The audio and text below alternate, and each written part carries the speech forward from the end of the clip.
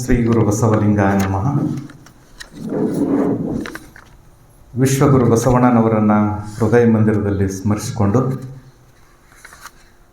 ಇವತ್ತಿನ ಈ ಪ್ರಾರ್ಥನಾ ಸಭೆಯಲ್ಲಿ ಭಾಗವಹಿಸಿರ್ತಕ್ಕಂಥ ಎಲ್ಲ ಶರಣ ಬಂಧುಗಳಿಗೂ ಶರಣಾರ್ಥಿಗಳು.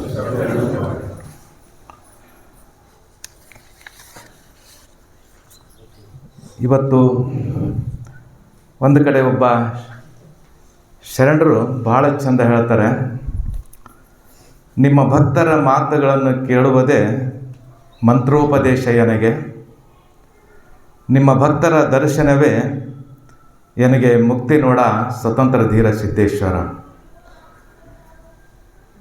ಬಹುಶಃ ನಿಮ್ಮ ಮಾತುಗಳನ್ನು ಕೇಳಬೇಕು, ನಿಮ್ಮ ದರ್ಶನವನ್ನು ಪಡಿಬೇಕು ಅಂತಕ್ಕಂಥದ್ದೇ ಒಂದು ಭಾಳ ದೊಡ್ಡ ಆಶಯವನ್ನು ಇಟ್ಟುಕೊಂಡು ಬೆಳಿಗ್ಗೆ ಈ ಪ್ರಾರ್ಥನೆಯಲ್ಲಿ ಭಾಗವಹಿಸ್ತಕ್ಕಂಥ ಪ್ರಸಂಗ ಬಂತು. ಯಾಕೆಂದರೆ ಆದರೆ ಜಹೀರಾಬಾದ್ ಎಲ್ಲ ಕಾರ್ಯಕ್ರಮಗಳಿಗೆ ಹೋಗೋದು ಒಂದು ರೀತಿ, ಜಹೀರಾಬಾದ್ ಪ್ರಾರ್ಥನೆಗೆ ಬರೋದು ಒಂದು ರೀತಿ. ಸಮಯ ಬಹಳ ಪಾಲನೆ ಬಹಳ ಕರೆಕ್ಟಾಗಿರ್ತದೆ. ಅದಕ್ಕೆ ಇಂಗ್ಲೀಷ್ನಲ್ಲಿ ಒಂದು ಮಾತು ಬರ್ತದೆ, clock make A sound as tick tick. ಬಹುಶಃ ನಿಮಗೆಲ್ಲರಿಗೂ ಗೊತ್ತಿದೆ. ಸಮಯ, ನಾ ಯಾವೆಲ್ಲಾದರೂ ವಿದ್ಯಾರ್ಥಿಗಳಿಗೆ ಕೇಳ್ತಕ್ಕಂಥ ಪ್ರಸಂಗದಲ್ಲಿ ಈ ಮಾತನ್ನು ಕೇಳ್ತೇನೆ. ವಾಚ್ ಏನು ಸೌಂಡ್ ಬರ್ತದೆ ಅಂತಂದರೆ ಎಲ್ಲ ಮಕ್ಕಳು ಹೇಳ್ತಾರೆ ಟಿಕ್ ಟಿಕ್ ಅಂತಕ್ಕಂಥ ಸೌಂಡ್ ಬರ್ತದೆ. ಆದರೆ ಮುತ್ಸದ್ದಿಗಳ ವಿಚಾರ ಏನು ಅಂದರೆ, clock make A sound as tick tick, but it is not A tick tick. It is real sound is quick quick, because time is precious. ಬಹಳ ಅಮೂಲ್ಯವಾಗಿರ್ತಕ್ಕಂಥದ್ದು. ಅದನ್ನು ನೀವು ಚೆನ್ನಾಗಿ ಪಾಲನೆ ಮಾಡ್ತಾ ಇದ್ದೀರಿ ಅನ್ನೋದಕ್ಕೆ ಮೊಟ್ಟ ಮೊದಲು ನಿಮಗೆ ನನ್ನ ಅನಂತವಾಗಿರ್ತಕ್ಕಂಥ ಧನ್ಯವಾದಗಳನ್ನು ಸಲ್ಲಿಸಿ ನನ್ನ ಮಾತನ್ನು ಮುಂದುವರಿಸ್ತೇನೆ. ಮೊದಲು ಮಾತನಾಡ್ತಕ್ಕಂಥ ಅಕ್ಕವ್ರು ನನಗೆ ಸ್ವಲ್ಪ ಪೀಠಿಕೆ ಹಾಕಿಕೊಟ್ಟಿದ್ರು. ನಾನು ಏನು ಮಾತಾಡಬೇಕು ಅಂತಕ್ಕಂಥ ಆಲೋಚನೆಯಲ್ಲೇ ಇದ್ದೆ. ಯಾಕೆಂದರೆ ನನಗೆ ಬಂದಿರತಕ್ಕಂಥ ಉದ್ದೇಶವನ್ನು ಹೇಳಬೇಕು. ಅದಕ್ಕಿಂತ ಮುಂಚಿತವಾಗಿ ಅವರ ಆರೋಗ್ಯವನ್ನು ಕುರಿತು ಸ್ವಲ್ಪ ಮಾತುಗಳನ್ನು ಆಡಿದರು. ನನಗೆ ಪೂರ್ತಿ ತಿಳಿದೇ ಇದ್ದರೂ ಸಹಿತ ಸ್ವಲ್ಪ ಅರ್ಥ ಮಾಡ್ಕೊಂಡಿದ್ದೇನೆ. ಅದಕ್ಕೆ ಬಸವಣ್ಣನವರು ಸಹಿತ ಆರೋಗ್ಯದ ಬಗ್ಗೆ ಬಹಳ ಒಳ್ಳೆಯ ಮಾತುಗಳನ್ನು ಆಡಿದ್ದಾರೆ. ದೇವನೊಲಿಸ ಬಂದ ಪ್ರಸಾದ ಕಾಯವ ಕೆಡಿಸಲಾಗದು. ಇದು ಬಸವಣ್ಣನವರು ಕೊಟ್ಟಿರ್ತಕ್ಕಂಥ ಬಹಳ ದೊಡ್ಡ ಸಂದೇಶ ಇದು. ಇದನ್ನು ನಾವು ಪ್ರತಿಯೊಬ್ಬರು, ಯಾಕೆಂದರೆ ಯಾವುದೇ ಒಂದು ಸಾಧನೆಗೆ ಮೂಲ ಕಾರಣನೇ ನಮ್ಮ ಶರೀರ. ಅದಕ್ಕೆ ಇಂಗ್ಲೀಷ್ನಲ್ಲಿ without body you are no body. ನಮ್ಮ ಶರೀರ ಚೆನ್ನಾಗಿಲ್ಲ ಅಂತಂದರೆ ಯಾವುದಕ್ಕೂ ಅರ್ಥ ಇಲ್ಲ. ನಾನು ಎಷ್ಟೋ ಜನ ಶಾಲೆಯಲ್ಲಿ ಮಾತಾಡ್ತಕ್ಕಂಥ ಪ್ರಸಂಗದಲ್ಲಿ ಬಹಳ ಜನ ಮಕ್ಕಳಿಗೆ ಕೇಳ್ತೇನೆ, who is your life partner ಅಂತ ಕೇಳ್ತೇನೆ. ಆವಾಗ ಬಹಳ ಜನ ವಿದ್ಯಾರ್ಥಿಗಳು ಎದ್ದು ನಿಂತು, sir, mom, dad, husband, wife, brother, sister, relatives, friends ಏನೇನೋ ಹೇಳ್ತಾರೆ. ಆದರೆ not at all. Your life partner is your body. Your body is your responsibility. ನಮ್ಮ ಆರೋಗ್ಯವನ್ನು ನಾವು ಚೆನ್ನಾಗಿಟ್ಕೊಳ್ತಕ್ಕಂಥದ್ದು, ನಮ್ಮ ಆರೋಗ್ಯವನ್ನು ನಾವು ಚೆನ್ನಾಗಿಟ್ಕೊಂಡ್ರೆ ನಾವು ಮಾಡಬೇಕಾಗಿರ್ತಕ್ಕಂಥ ಸಾಧನೆಯನ್ನು ಮಾಡಲಿಕ್ಕೆ ತುಂಬ ಉಪಯೋಗಕಾರಿ ಆಗ್ತಕ್ಕಂಥದ್ದು. ಅದಕ್ಕೆ ಬಸವಣ್ಣನವರು ಹೇಳ್ತಾರೆ, ದೇವನೊಲಿಸ ಬಂದ ಪ್ರಸಾದ ಕಾಯವ ಕೆಡಿಸಲಾಗದು. ಬಹುಶಃ ನಮ್ಮ ಶರೀರ ಬಹಳ ಅದ್ಭುತ ಮತ್ತು ಅಮೂಲ್ಯವಾಗಿರ್ತಕ್ಕಂಥದ್ದು. ನಾವು ಶರೀರದ ಒಂದೊಂದು ವಿಷಯಗಳನ್ನು ಸ್ವಲ್ಪ ಮಟ್ಟಿಗೆ ಸ್ವಲ್ಪ ಸುಮ್ಮನೆವಾಗಿ ಕುಂತು ಆಲೋಚನೆ ಮಾಡಿದರೂ ಸಹಿತ ನಮಗೆ ಅದರದ ಅದ್ಭುತ ಏನೋ ಗೊತ್ತಾಗ್ತದೆ. ಎಷ್ಟು ಕೋಟಿ ಕೊಟ್ಟರೂ ಸಹಿತ ಸಿಗದೇ ಇರತಕ್ಕಂಥದ್ದು ಈ ನಮ್ಮ ಶರೀರ. ಬಹುಶಃ ಒಂದು ಹಾರ್ಟ್ ಬಗ್ಗೆ ಒಂದು ವಿಚಾರ ಮಾಡಿದರೆ, ಒಂದು ನಿಮಿಷದಲ್ಲಿ ಇದು 60 ಸಲ, 60ರಿಂದ 100 ಸಲ ಹೃದಯ ಬಡಿತ ಆಗ್ತದೆ. ದಿನದಲ್ಲಿ 1,00,000ಕ್ಕಿಂತಲೂ ಹೆಚ್ಚಿನ ಸಲ ನಮ್ಮ ಹೃದಯ ಬಡಿತಾ ಇರ್ತದೆ. 1,00,000 ಸಲ ಬಡಿದು ಸಾಕಾಗ್ಯದ ಅಂತ 1 ಸೆಕೆಂಡ್ ಮೌನ ಆದರೆ ನಮ್ಮ ಹಣೆಬರ ಏನಾಗುತ್ತೆ ನಮಗೆಲ್ಲರಿಗೂ ಗೊತ್ತಾಗುತ್ತೆ.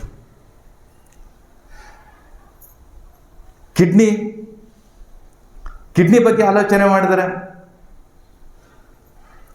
ಬಹುಶಃ ನಾವೆಲ್ಲ ನೀರು ಫಿಲ್ಟರ್ ಮಾಡಿ ಕುಡಿತೀವಿ, ನಮಗೆಲ್ಲರಿಗೂ ಗೊತ್ತಿದೆ. ಆದರೆ ನಮ್ಮ ಕಿಡ್ನಿಯಲ್ಲಿ 1,00,000 ಫಿಲ್ಟರ್ಗಳಿದ್ದಾವೆ. 1,00,000. ಸ್ವಲ್ಪ ಲಿವರ್ ಕಡೆ ಗಮನ ಹರಿಸಿದರೆ ನಮ್ಮ ಲಿವರ್ ಎಷ್ಟು ಮುಖ್ಯ ಅಂತಂದರೆ ಬಹುಶಃ ಇವತ್ತು ಇಡೀ ಜಗತ್ತಿನಲ್ಲಿ 9 ಇಲ್ಲ 10 ಕೆಮಿಕಲ್ಗಳನ್ನು ಉತ್ಪಾದನೆ ಮಾಡತಕ್ಕಂಥ ಒಂದು ದೊಡ್ಡ ಕಾರ್ಖಾನೆ ಇವತ್ತು ಅಮೆರಿಕದಲ್ಲಿ ಮಾತ್ರ ಇದೆ. ಆದರೆ ನಮ್ಮ ಲಿವರ್ 500 ತರಹದ ಕೆಮಿಕಲನ್ನು ಪ್ರೊಡ್ಯೂಸ್ ಮಾಡ್ತದೆ. ಅದಕ್ಕೆ ಸರಿಸಾಟಿಯಾಗಿರ್ತಕ್ಕಂಥ ಇನ್ನೊಂದು ದೊಡ್ಡ ಫ್ಯಾಕ್ಟರಿ ಯಾವುದೂ ಇಲ್ಲ. ಈ ರೀತಿ ನಾವು ಒಂದೊಂದು ಹೆಜ್ಜೆಗಳನ್ನು ಸಹಿತ ಆಲೋಚನೆಯನ್ನು ಮಾಡಿದರೆ ಬಹುಶಃ ನಮ್ಮ ಶರೀರ ಬಹಳ ಅದ್ಭುತವಾಗಿರ್ತಕ್ಕಂಥದ್ದು. ಇದನ್ನು ಸರಿಯಾಗಿ ಇಟ್ಕೋಬೇಕು ಅಂತಂದರೆ ಒಂದು ಫ್ಯಾಕ್ಟ್ರಿ ಚೆನ್ನಾಗಿ ನಡಿಬೇಕು, ಒಳ್ಳೆಯ ಗುಣಮಟ್ಟದ ವಸ್ತುಗಳನ್ನು ಪ್ರೊಡ್ಯೂಸ್ ಮಾಡಬೇಕು ಅಂತಂದರೆ ಅದಕ್ಕೆ ಒಳ್ಳೆ ರೀತಿಯಲ್ಲಿ ರಾ ಮಟೀರಿಯಲ್ ಕೊಡಬೇಕು. ಒಳ್ಳೆ ರೀತಿಯಲ್ಲಿ ರಾ ಮಟೀರಿಯಲ್ ಕೊಟ್ಟರೆ ಒಳ್ಳೆ ರೀತಿ ವಸ್ತುಗಳನ್ನು ಪ್ರೊಡ್ಯೂಸ್ ಮಾಡ್ತದೆ. ಹಾಗಾದರೆ ನಮ್ಮ ಶರೀರ ಚೆನ್ನಾಗಿರಬೇಕು ಅಂತಂದರೆ ನಾವು ಒಳ್ಳೆ ಆಹಾರವನ್ನು ತಗೊಳ್ಬೇಕು. ಯಾವಾಗ ನಾವು ಒಳ್ಳೆ ಆಹಾರವನ್ನು, ಸಾತ್ವಿಕವಾಗಿರ್ತಕ್ಕಂಥ ಒಳ್ಳೆ ಆಹಾರವನ್ನು ತಗೊಳ್ತೀವೋ ಆವಾಗ ನಮ್ಮ ಶರೀರ ಚೆನ್ನಾಗಿರ್ತದೆ, ನಮ್ಮ ಮನಸ್ಸು ಚೆನ್ನಾಗಿರ್ತದೆ. ಬಹುಶಃ ನಾವೆಲ್ಲರೂ ಒಳ್ಳೆ ಆಹಾರ ಊಟ ಮಾಡ್ತೀವಿ ಅಂತ ತಿಳ್ಕೊಂಡೇ ಇಲ್ಲಿ ಇಷ್ಟು ಸಮಾಧಾನದಿಂದ ಕೂತ್ಕೊಂಡಿದ್ದೀವಿ.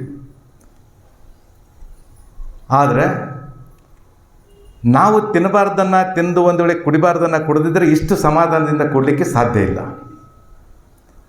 ಅದಕ್ಕಾಗಿ ನಾವು ಇವತ್ತು ನಮ್ಮ ಶರೀರವನ್ನು ಬಹಳ ಒಳ್ಳೆಯ ರೀತಿಯಲ್ಲಿ ಇಟ್ಟುಕೊಳ್ಳಬೇಕಾಗಿರ್ತಕ್ಕಂಥದ್ದು ಪ್ರತಿಯೊಬ್ಬರಿಗೂ ಸಹಿತ ಬಹಳ ಅವಶ್ಯಕ ಅಂತಕ್ಕಂಥ ಮಾತನ್ನು ಹೇಳಿ ನಾನು ಅದರ ವಿಷಯವನ್ನು ಜಾಸ್ತಿ ಬೆಳೆಸೋದಿಲ್ಲ.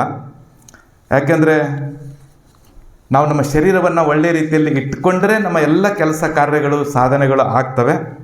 ಅದಕ್ಕಾಗಿ ಒಬ್ಬ ಕವಿಗಳು ಭಾಳ ಚೆಂದ ಹೇಳ್ತಾರೆ, ನಮ್ಮ ಆರೋಗ್ಯ ಚೆನ್ನಾಗಿರಬೇಕು ಅಂತಂದರೆ ಸೊಪ್ಪು ಅತಿ ಇರಲಿ, ಉಪ್ಪಿಗೆ ಮಿತಿ ಇರಲಿ. ಬಹಳ ದೊಡ್ಡ ದೊಡ್ಡ ಮಾತುಗಳನ್ನೇನು ಹೇಳೋದಿಲ್ಲ. ದಿನನಿತ್ಯಲೂ ನಾವು ಏನು ಮಾಡಬೇಕು ಅನ್ನೋದ್ರ ಬಗ್ಗೆ ಸಂಕ್ಷಿಪ್ತವಾಗಿ ಹೇಳ್ತಾರೆ. ಸೊಪ್ಪು ಅತಿ ಇರಲಿ, ಉಪ್ಪಿಗೆ ಮಿತಿ ಇರಲಿ, ಸಕ್ಕರೆಗೆ ಕೊಕ್ಕೆ ಇರಲಿ. ವೈಟ್ ಪಾಯ್ಸನ್ ಎಲ್ಲರಿಗೂ ಗೊತ್ತಿರ್ತಕ್ಕಂಥದ್ದು. ಅಕ್ಕಿ ಅಪರೂಪಕ್ಕಿರಲಿ, ಯಾವಾಗ ಒಂದು ಸಲ. ಜೋಳದ ರೊಟ್ಟಿ ನಿತ್ಯ ಇರಲಿ, ರಾಗಿ ರೊಟ್ಟಿ ತಪ್ಪದೇ ಇರಲಿ, ನಾರು ಪದಾರ್ಥ ಹೆಚ್ಚಿರಲಿ, ಹಸಿದಾಗ ಮಾತ್ರ ಊಟ ಇರಲಿ. ಇದು ನಮ್ಮ ಆರೋಗ್ಯದ ಗುಟ್ಟು ಅನ್ನತಕ್ಕಂಥದ್ದನ್ನು ಒಬ್ಬ ಜಾನಪದ ಕವಿಗಳನ್ನು ಹಳ್ಳಿ ಜನ ಈ ಮಾತನ್ನು ಹೇಳ್ತಾರೆ. ಅದಕ್ಕಾಗಿ ನಾವು ಇವತ್ತು ನಮ್ಮ ಲೈಫ್ ಸ್ಟೈಲ್, ಜೀವನ ಪದ್ಧತಿಯನ್ನು ಬದಲಾವಣೆ ಮಾಡಿಕೊಳ್ಬೇಕಾಗಿರತಕ್ಕಂಥದ್ದು, ಜೀವನ ಪದ್ಧತಿಯನ್ನು ಸರಿಯಾಗಿ ಇಟ್ಟುಕೊಳ್ಳಬೇಕಾಗಿರತಕ್ಕಂಥ ಅವಶ್ಯಕತೆ ತುಂಬ ಇದೆ. ಬಹುಶಃ ಆ ದಿಶೆಯಲ್ಲಿ ನಾವೆಲ್ಲರೂ ಇವತ್ತು ಬಸವಣ್ಣನವರ ಮಾತುಗಳನ್ನು ಆಡ್ತಕ್ಕಂಥವ್ರು, ಬಸವಣ್ಣನವರ ವಿಚಾರಗಳನ್ನು ತಿಳಿದುಕೊಳ್ಬೇಕನ್ನತಕ್ಕಂಥವ್ರು ಆ ದೇವನೊಲಿಸ ಬಂದ ಪ್ರಸಾದ ಕಾಯವ ಕೆಡಿಸಬಾರದು ಅನ್ನತಕ್ಕಂಥ ಒಂದು ಸಿದ್ಧಾಂತವನ್ನು ನಾವೆಲ್ಲರೂ ಚೆನ್ನಾಗಿ ಗಮನದಲ್ಲಿ ಇಟ್ಟುಕೊಳ್ಳೋಣ ಅಂತಕ್ಕಂಥ ಮಾತನ್ನು ಹೇಳಿ ನಾನು ಬಂದಿರತಕ್ಕಂಥ ಉದ್ದೇಶವನ್ನು ಒಂದು 5 ನಿಮಿಷದಲ್ಲಿ ತಮ್ಮ ಮುಂದೆ ತರ್ತೇನೆ. ಇವತ್ತು ನಾವಿಲ್ಲಿ ಮುಖ್ಯವಾಗಿ ಇವತ್ತಿಲ್ಲಿ ಬಂದಿರತಕ್ಕಂಥದ್ದಂದರೆ ಬಸವಣ್ಣನವರ ವಿಚಾರಗಳು ತಮಗೆಲ್ಲರಿಗೂ ಗೊತ್ತಿರತಕ್ಕಂಥದ್ದೇ. ಬಸವಣ್ಣನವರಿಗೆ ಗಡೀಪಾರು ಶಿಕ್ಷೆ ಆಗ್ತದೆ. ಯಾವಾಗ ಗಡೀಪಾರು ಶಿಕ್ಷೆ ಆದ ತಕ್ಷಣ ಬಸವಣ್ಣನವರು ಕಲ್ಯಾಣವನ್ನು ಬಿಟ್ಟು ಹೊರಡಬೇಕು ಅಂತಾರೆ. ಇಡೀ ಶರಣ ಸಮೂಹ ಬಂದು ಸೇರ್ತದೆ, ದುಃಖ ತಪ್ತವಾಗ್ತದೆ. ಆವಾಗ ನೀವು ಕಲ್ಯಾಣವನ್ನು ಬಿಟ್ಟು ಹೋಗಬಾರ್ದು ಅಂತ ಪರಿಪರಿಯಾಗಿ ವಿನಂತಿ ಮಾಡಿಕೊಳ್ತಾರೆ ಎಲ್ಲ ಶರಣ ಬಂಧುಗಳು. ಆದರೆ ರಾಜ್ಯಾಜ್ಞೆ ಆಗಿರ್ತದೆ. ಆವಾಗ ಎಲ್ಲ ಶರಣರು ನಾವು ನಿಮ್ಮ ಜೊತೆ ಬರ್ತೇವೆ ಅಂತ ಹೇಳ್ತಾರೆ. ಆವಾಗ ಬಸವಣ್ಣನವರು 2 ಮಾತುಗಳನ್ನು ಆಡ್ತಾರೆ. ಬಲ್ಲವರು ನೀವಾಗಿರುವುದರಿಂದ ಬಲ್ಲವರ ಸಂಖ್ಯೆಯನ್ನು ಹೆಚ್ಚು ಮಾಡಿ, ಇದು 1ನೇ ಮಾತು. 2ನೇದು, ಇಡೀ ಜಗತ್ತನ್ನು ಬೆಳಗತಕ್ಕಂಥ ವಚನಗಳನ್ನು ಜತನದಿಂದ ಉಳಿಸಿ ಬೆಳೆಸಿರಿ ಅನ್ನತಕ್ಕಂಥ 2 ಮಾತುಗಳನ್ನು ಹೇಳಿ ಅವರು ಕಲ್ಯಾಣವನ್ನು ತೊರೀತಾರೆ. ಬಹುಶಃ ಅಂಥ ವಚನಗಳನ್ನು ಉಳಿಸ್ತಕ್ಕಂಥದ್ದು, ಬೆಳೆಸ್ತಕ್ಕಂಥದ್ದು ಇವತ್ತು ನೀವು ಅದ್ಭುತವಾಗಿ ಸುಮಾರು ವರ್ಷಗಳಿಂದ 60-70 ವರ್ಷಗಳಿಂದ ಇವತ್ತು ಲಿಂಗಾಯತ ಸಮಾಜ ತುಂಬ ಸಕ್ರಿಯವಾಗಿ ಕೆಲಸ ಮಾಡ್ತಾಯಿದೆ. ಅದಕ್ಕಾಗಿ ಆ ದಿಶೆಯಲ್ಲಿ ನಾವು ನಮ್ಮ ಕಲ್ಯಾಣ ಕರ್ನಾಟಕ ಪ್ರತಿಷ್ಠಾನ ಇಡೀ ಬಸವ ಭಕ್ತರ ಸಹಕಾರದೊಂದಿಗೆ ನಾವು ಪ್ರತಿ ವರ್ಷವೂ ಒಂದೊಂದು ಯೋಜನೆಗಳನ್ನು ಹಾಕ್ಕೊಳ್ತೀವಿ. ನಾವು ಹೋದ ಸಲ 63 ದಿವಸದ ಒಂದು ಅಕ್ಷರ ಜ್ಯೋತಿ ಯಾತ್ರೆ ಅನ್ನತಕ್ಕಂಥ ಕಾರ್ಯಕ್ರಮವನ್ನು ಮಾಡಿದ್ದೀವಿ. ಇಡೀ ಕರ್ನಾಟಕದಾದ್ಯಂತ ಸುಮಾರು 63 ದಿವಸ 34 ಶೈಕ್ಷಣಿಕ ಜಿಲ್ಲೆಗಳು, ಆಮೇಲೆ ಬಾರ್ಡರ್ನಲ್ಲಿರ್ತಕ್ಕಂಥ ಕನ್ನಡ ಮೀಡಿಯಂ ಶಾಲೆಗಳು ಅಂದರೆ ಕಾಸರಗೋಡು, ಅಜ್ಜತ್ ತಾಲೂಕ, ಈ ರೀತಿ ಅಲ್ಲಿರ್ತಕ್ಕಂಥ ಕನ್ನಡ ಮೀಡಿಯಂ ತಮಿಳುನಾಡು ಬಾರ್ಡರ್ನಲ್ಲಿರ್ತಕ್ಕಂಥ ಎಲ್ಲ ಶಾಲೆಗಳಿಗೆ 63 ದಿವಸಗಳ ನಾವು ಅಕ್ಷರ ಜ್ಯೋತಿ ಯಾತ್ರೆಯನ್ನು ಮಾಡಿದ್ದೀವಿ. ಸುಮಾರು 50,000 ಮಕ್ಕಳಿಗೆ ವಚನಗಳನ್ನು ಕೊಡ್ತಕ್ಕಂಥದ್ದು, ಎಲ್ಲ ಯೂನಿವರ್ಸಿಟಿಗಳಲ್ಲಿ ಅದರ ಬಗ್ಗೆ ಸೆಮಿನಾರ್ಗಳನ್ನು ಮಾಡ್ತಕ್ಕಂಥ ಆಯೋಜನೆ ನಾವು ಹೋದ ಸಲ ಇತ್ತು. ಆದರೆ ಈ ವರ್ಷ ನಮ್ಮ ಯೋಜನೆ ಏನು ಅಂತಂದರೆ, ತಮಗೆಲ್ಲರಿಗೂ ಗೊತ್ತಿರುವ ರೀತಿಯಲ್ಲಿ ಕಲ್ಯಾಣಮ್ಮ ಮತ್ತು ಹರಳಯ್ಯನವರ ಪಾದರಕ್ಷೆ ಇರತಕ್ಕಂಥ ಬಿಜ್ನಳ್ಳಿ ಬಹುಶಃ ಭಾಳ ಜನ ನೋಡಿರಬೇಕು ಅಂತ ಅಂದ್ಕೊಂಡಿದ್ದೇನೆ. ನೋಡಿದರೆ ಅದಕ್ಕಿನ್ನೂ ಕೆಲವು ಜನ ನೋಡಿರಲಿಕ್ಕೂ ಇಲ್ಲ.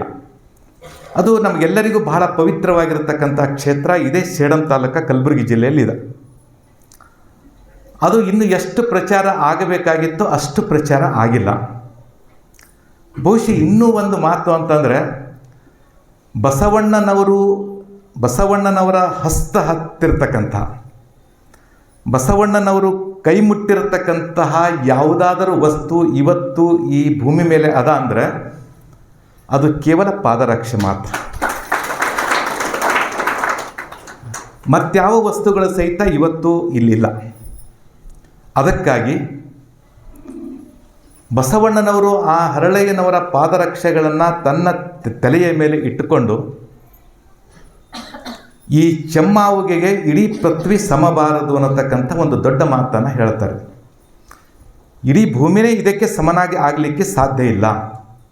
ಅಂಥ ಒಂದು ಪ್ರೀತಿ, ಅಂಥ ಒಂದು ತ್ಯಾಗ, ಅಂಥ ಒಂದು ನಿಷ್ಠೆ ಆ ಹರಳಯ್ಯನವರ ತಮ್ಮ ತ್ಯಾಗದಲ್ಲಿ ತೋರಿಸಿಕೊಟ್ಟಿದ್ದಾರೆ.